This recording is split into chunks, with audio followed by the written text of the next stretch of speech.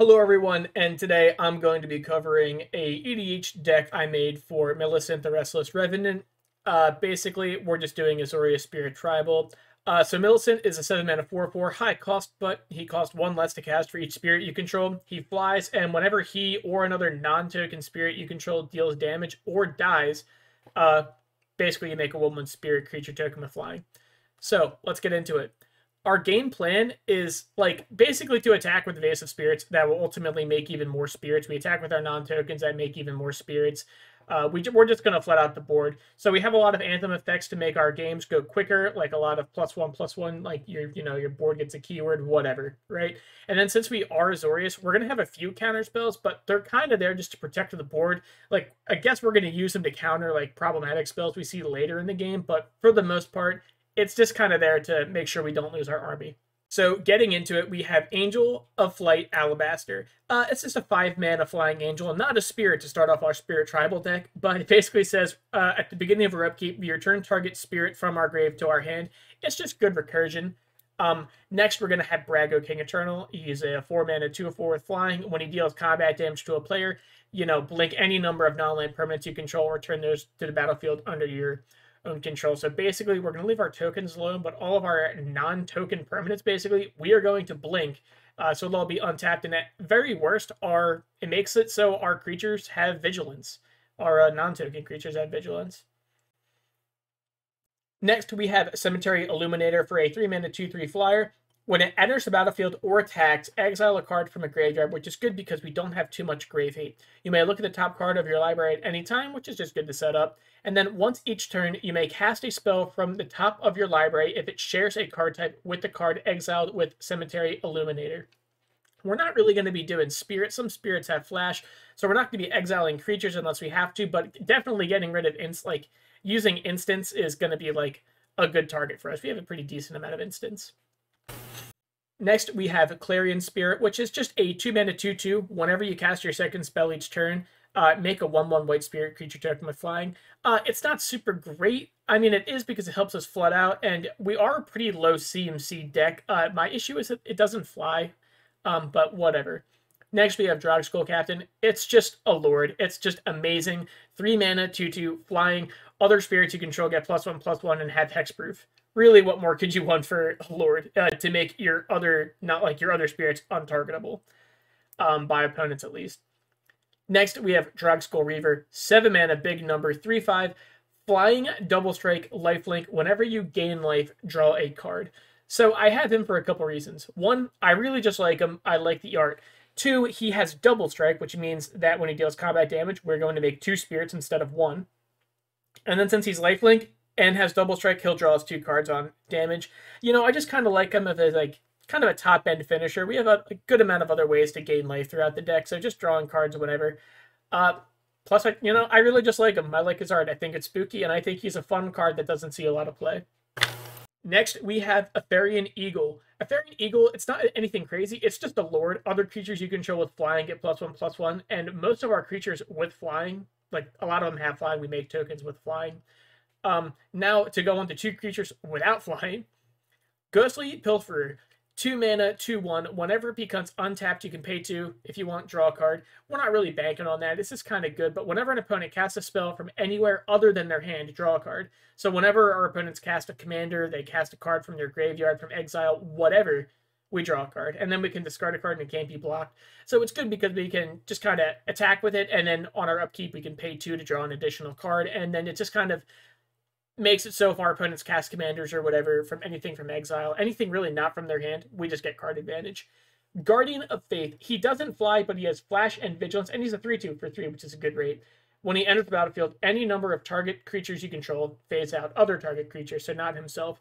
If someone wants to wipe our board or do whatever, we can just flash him in and protect all our entire creatures.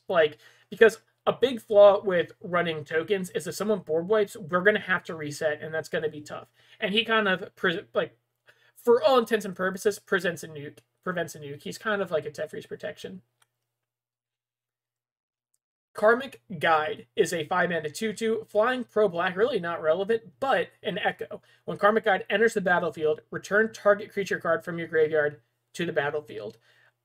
it's just a quick reanimate. We can pay the Echo if we want.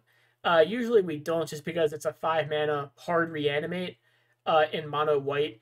We enjoy it. It's nothing great, but it's to get back like a big spirit or whatever. Then we have Catilda, Dawnheart Martyr, which is a new card from Vow. 3 mana, XX, flying lifelink, pro vampires, spirit warlock, so it's already pretty good. Catilda, power and toughness are equal to the number of spirits and enchantments. That's kind of nuts. We're not really worried about the back disturb part. The disturb part is literally just her entire text, but it becomes an aura. I didn't include it because it's self-explanatory. But she is a big, chunky creature that only gets bigger, and pro vampires isn't crazy, but like just a flying, chunky lifelinker that only gets bigger for 3 mana is fantastic. Next, we have Metallic Mimic. It enters, we say spirit. It's also a spirit, and then other spirits enter with 1/1 counter. Again, our game plan is basically just building a board and then swinging out and dealing a bunch of damage. And Metallic Mimic makes it a lot easier because now all of our 1/1 tokens are going to be 2/2 tokens. Mirror Hall Mimic is a new card. It is a 4 mana 0/0. It just enters as a copy of any creature on the battlefield, except it's a spirit. And then, you know, disturb, and it basically becomes the same thing as an aura. I like it because it's going to be a spirit. We get any creature on the battlefield, not just like our field, of any creature on the battlefield. So we take the best creature on the field, we make it a spirit, and then we can do it again later. I think it's excellent. Next, we have Nebelgast Herald. I don't think this card's anything crazy, but I think the value is very good. So it is a 3 mana 2/1 flying flash. When it or another spirit enters the battlefield under your control, tap target creature and opponent controls. Basically, our opponents aren't going to have too many creatures with evasion, so just by playing more spirits, we can tap down their field, we can get in. It's also an, flash, so it's basically an instant. It's a little combat trick at worst. A weird card, Ayobi Who Split the Heavens. Love the art, love Kamigawa.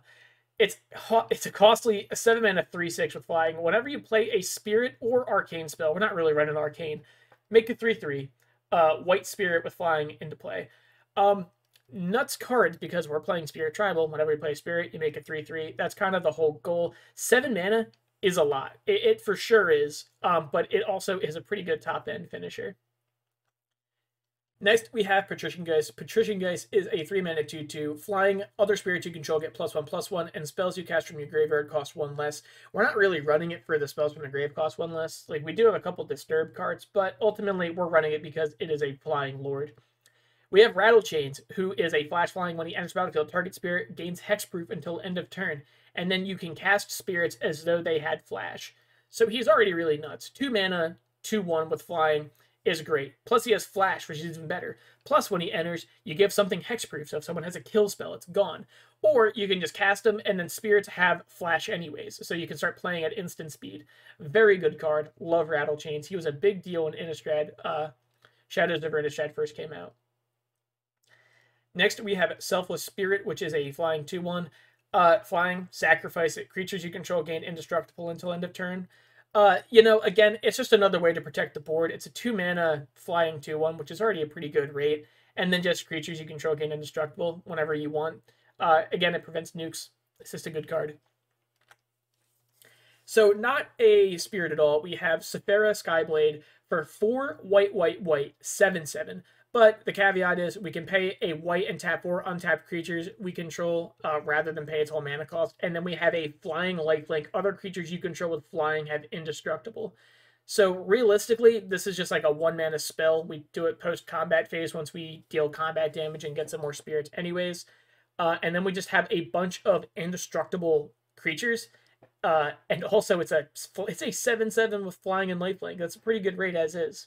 Next, we have Shacklegeist with very cool art because he's carrying a big silly lock. He is a flying 2/2. Can only block creatures with flying. Not really relevant because he says you can tap 2 untapped spirits you control to tap target creature you don't control. So it just comes from combat shenanigans. If we're on the defensive, we swung out with our team. We got some tokens from our commander, and we can just tap our untapped spirits and just make sure we're not taking any combat damage, or at least reduce it. Next is Skyclave Apparition. 3 mana, 2/2, and if you play standard, know how good it is. When it enters the battlefield, exile up to one target non-land, non-token permanent you don't control with CMC 4 or less, which is pretty much every like value, artifact, enchantment, creature, whatever. And then when it leaves the battlefield, they make an XX where X is the CMC. So your very worst case scenario is it enters the battlefield and you exile something that cost 4 mana, and then it dies, and then they make a 4/4. But I mean, you're still getting rid of a problematic thing. This card's incredibly good. Next, we have Soul Herder. Redo it again. Next, we have Soul Herder, which is a 3 mana 1/1, and whenever a creature is exiled from the battlefield, make a 1/1 counter and put it on it. Make a 1/1, put a 1/1 counter on it. At the beginning of your end step, you may blink another creature you control and then return it to the battlefield. So we have a good amount of ETB effects with our spirits, and this just kind of doubles up. Plus, he just becomes large. Then we have Spark Double. Spark Double, again, it's just a clone, but it can be a clone of our commander, so hypothetically, we can have 2 commanders at the same time, which is pretty good. Plus, it enters with the 1/1 counter. Next, we have Spectral Adversary, which is a weird card. It's a 2 mana 2/1 with flash and flying, and he basically has multi-kicker.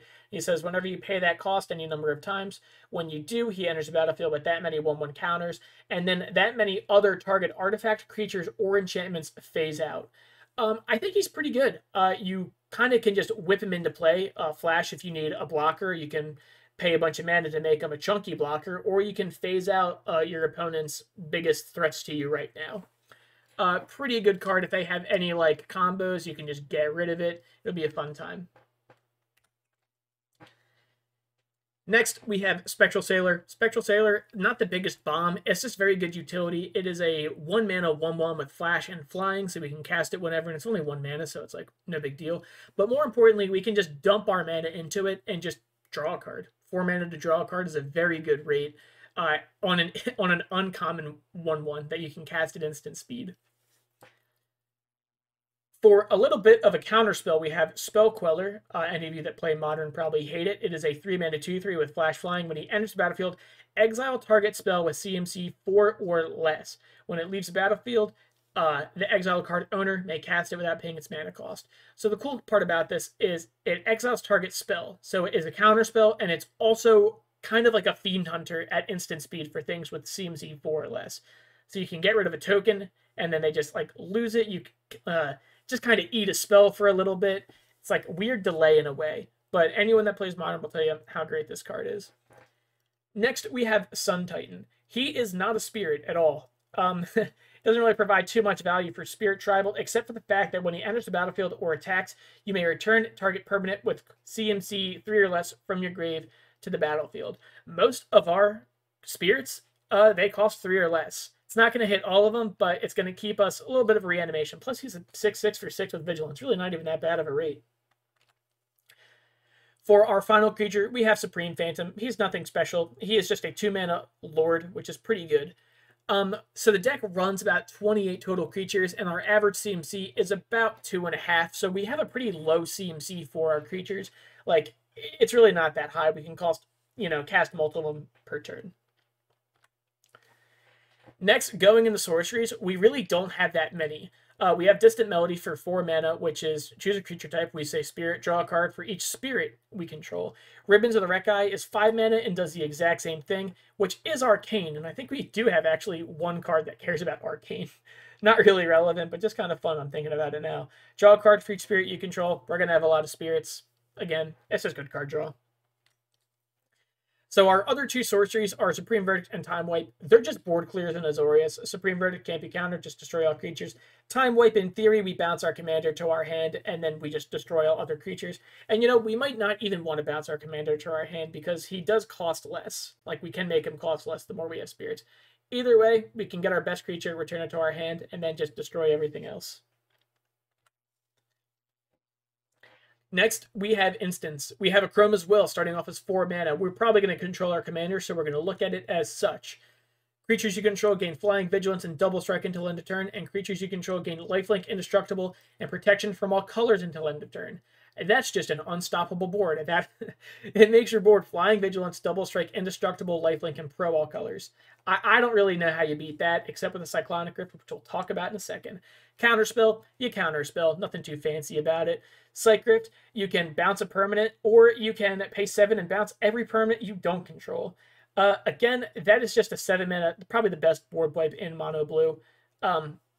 People can argue it all day in the comments, but it's amazing. For another counter spell, we have Dovin's Veto. Can't be countered. Counter target non-creature spell.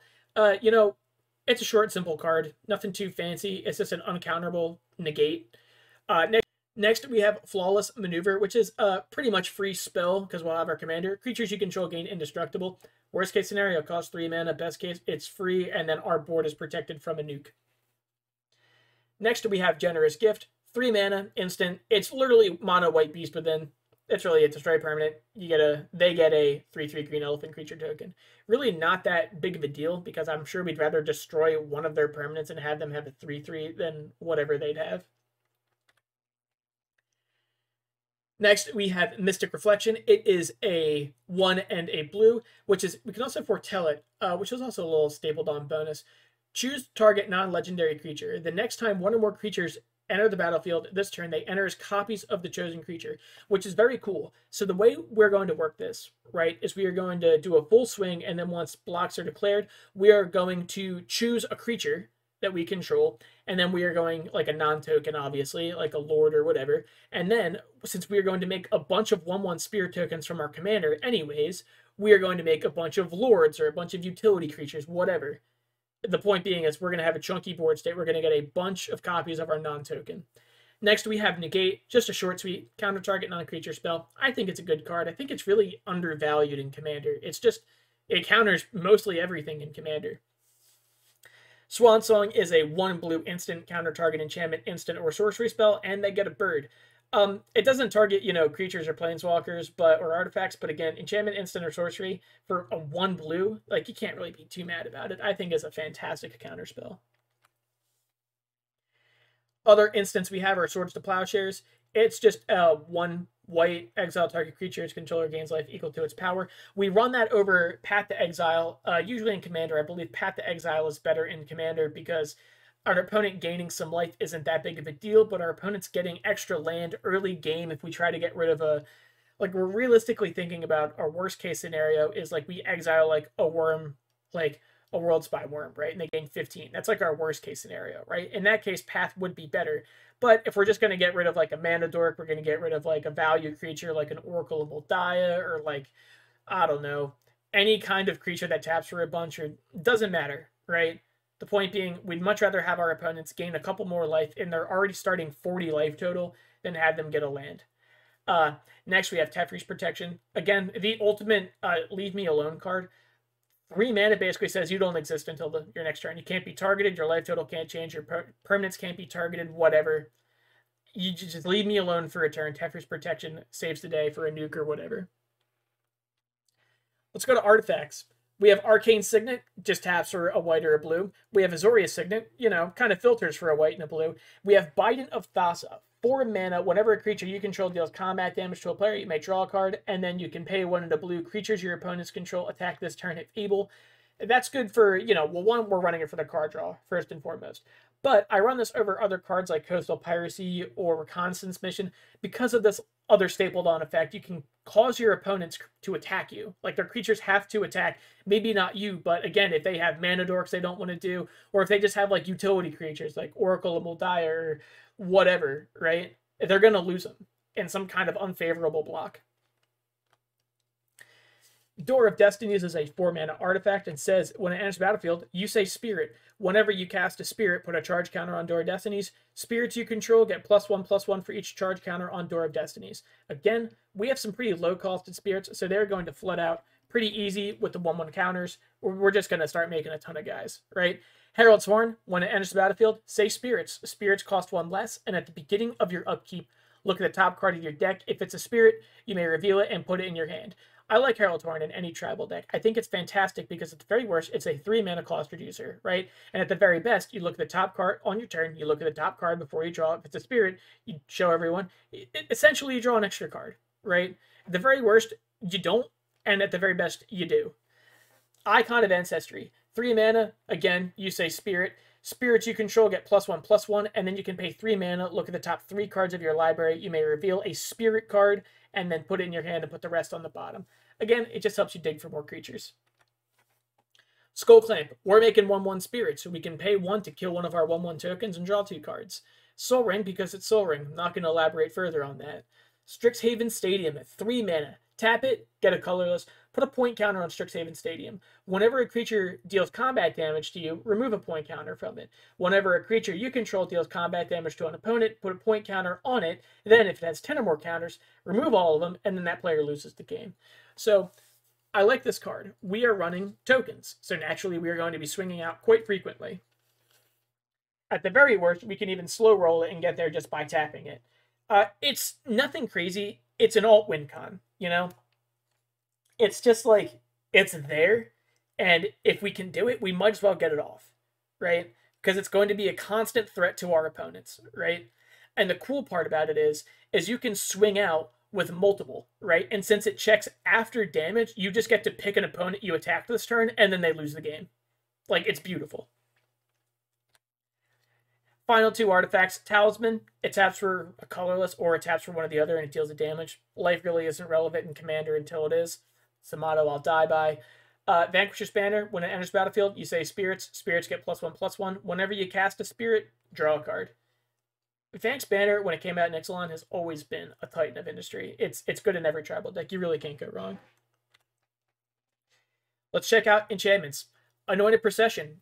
If an effect would create 1 or more tokens under your control, creates twice that many. Our commander makes spirits, so instead of making 1 spirit, we'll make 2 spirits.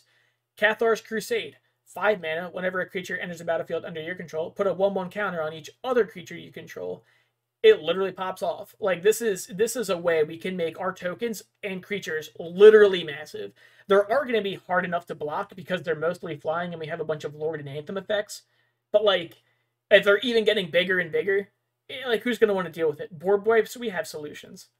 Favorable wins. Creatures you control with flying get +1/+1. Short, sweet, to the point. Most of our creatures have flying anyways. Grasp of Fate. 3 mana. For each opponent, exile up to 1 target non-land permanent that player controls until Grasp of Fate leaves the battlefield. It's just a big Oblivion ring for all your opponents, and it adds interesting politics to the game. Because if I say, hey, yeah, like, there's, let's say, I don't know, 4-person pod, right? I take extremely problematic card, let's say, like OG Vorinclex, right? And I Grasp of Fate it, and then each other opponent loses 2 other things, right? Do they really want to kill my enchantment to get back their thing and then deal with an OG Vorinclex? Probably not, right? So again, it's interesting because it makes people, and then the person with the Vorinclex, right, it's just like, hey, I could get back Vorinclex, but then, like, do I want my opponents, 2 of my 3 opponents, to have the best thing they had on the field back? Probably not, right? So generally, people want to leave it alone. Hallowed Haunting, I love it. 4 mana, as long as you control 7 or more enchantments, creature tokens you control have flying and vigilance. We got a pretty good amount of enchantments. Whenever you cast an enchantment spell, make a white cleric creature token with this power and toughness are equal to the number of spirits you control. It's extremely good value, right? Even if our creatures, even if we don't have 7 or more enchantments, just whenever we cast an enchantment, you make an extremely big spirit. Very good. Radiant Destiny, Ascend, you know, classic Ixalan. As it enters the battlefield, say spirits. Spirits you control get +1/+1, and if you've ascended, they also have vigilance. You know, I think this is a really underrated anthem. I feel like a lot of people don't run it. Next, Rally the Ranks. Short, sweet, to the point. When it enters the battlefield, say spirits. Spirits you control get +1/+1. Easy. Rhystic Study. Ask your opponents if they want to pay the 1. 3 mana. Whenever an opponent plays a spell, you may draw a card unless they pay 1 mana. Super toxic, super annoying, very good card, and you just draw a lot of cards for it. True Conviction. 6 mana. Creatures you control have double strike and lifelink. If that's just self-explanatory. 6 mana is a lot, but the effect is definitely worth it. Lands.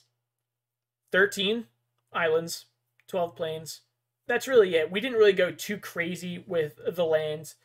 We'll talk about that in a second. Command Tower, it's like a duel. It's really just a duel. Glacial Fortress, it's a check. Most likely we have a plain or an island since we have, what, I don't know, 25 of them? Seems good to me. Hollowed Fountain, let's crack that up to 26. It's a shock land. We can pay 2 if we want. Doesn't matter. We can have it untapped or tapped. It's just good whenever. Irrigated Farmland, oh, let's crack that up to 27 basic land types. Ender's tapped. Not great. Or we can cycle it. So it's good early game because we can just play it, no big deal. Or it's good late game. We can just be like, oh, I don't want this, I'll pay 2 and get something else. Moorland Haunt. Kind of interesting card. I did it more for flavor. Tap it to get a mana, obviously. Or you can pay Azorius, tap it, exile a creature card from your graveyard, and you make a 1/1 spirit creature token. It's just a good little combat shenanigan. Like, oh, it's something to do at the end of turn, right? It's like, I'll just make a 1/1, and that's like it. You can use it to block, whatever. Mystic Gate, it's a filter land. That's really it. You can tap for a colorless, or you can get white, white, white, blue, or blue, blue. It's just a good filter land, in my opinion. Nimbus Maze. You can tap for a colorless. If you have an island, you can add a white. If you have a plains, you can add a blue. Interesting card. I really don't even think they have a full cycle of cards like this. But nevertheless, they do for Azorius, so we're going to run it. Reliquary Tower. You have no max hand size. You can tap it to get a mana. We're mainly just running it for the no max hand size. That's kind of what we're looking for, is just like this ability stapled onto a land is very strong. Sea of Clouds. Enters tapped unless you control, unless you have 2 or more opponents. Most likely, whenever we build decks, we look at it as if we're in a 4-person pod, including you. So you have 3 opponents. More often than not, you're gonna have them, and then like it enters untapped, most likely, right? Even on a bad case scenario, right? You're 1v1ing someone, it enters tapped. Or your opponents, you only have 1 opponent left because the deck's so good, you're killing them all, right? Then it enters tapped. Final lands, Temple of Enlightenment, just enters tap. You can scry 1, so it's like, early game, it helps you set up. Late game, it helps you know if like what's on top is good or not. And then Unclaimed Territory, you say Spirit as it enters. You can tap to add a colorless, or you can tap for whatever color to cast a Spirit. So it just kind of helps. It's like a weird pseudo-duel. The deck facts, if you want to buy it in paper, it's just about $400. When I totaled it up using all these current, like the cards, I think it was $391 or whatever, but I just chalked it up to 40 or 400. The average mana value of your main board is 203 with lands, and without lands, it's 3.1. So again, most of the thing basically just means most of our spells cost around 3 mana. That's really it. And then the total deck value is 201. Not really relevant, but I just thought it'd be an interesting fact to have. And again, thank you guys for watching. Please subscribe to the video, like the video, and leave a comment and talk to me about the deck. What you liked, what you didn't like, whatever. I'd appreciate it, and I'd just like to hear from you guys. And if you want me to do more videos like this, tell me what commander you want me to make, and I'll do it.